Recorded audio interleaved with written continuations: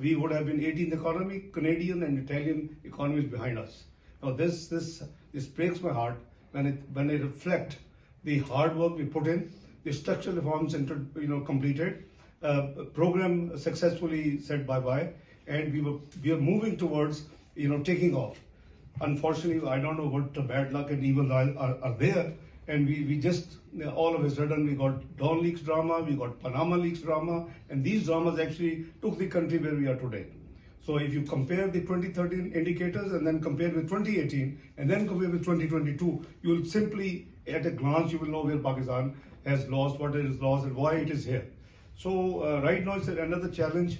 I was quite happy having made hectic in the past to be finance minister, but I have been pulled back from my almost semi-retirement thought that I have to come back because of the current challenges Pakistan is suffering. So I just took the office a couple of weeks back, and let's see. Our team is working very hard. We have to deal now parallel while fighting for the macroeconomic stability. We'll have to deal with the pandemic, the flood issues.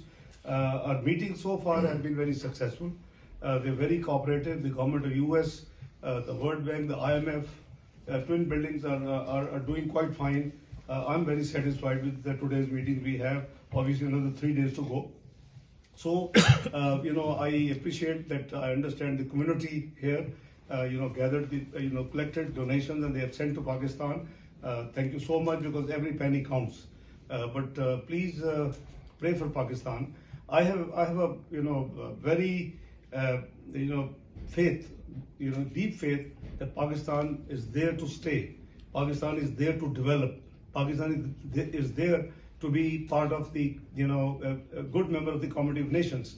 It is the petty politics in Pakistan and the leg pulling, which actually pulls down everything. Every time Pakistan is taking off, something happens. Well, I hope this drama ends here. So I think all of us are Pakistanis. It's a combined responsibility that we should try. Everybody should put in his share in this noble effort. That you are here, you're all ambassadors of Pakistan there. Khan Sahib is doing a great job, and I think if we work hard collectively, I have a very clear vision that Pakistan can come out of this crisis. It will take a little bit of time. It is no different 2013. It is no different than 1998 when we detonated and we had to face the worst sanctions, global economic sanctions, but we came out of it. So anyway, I won't take too long, because Masood Khan Sahib also has been busy with us since morning. So thank you so much for being here, and it's a great pleasure meeting all of you.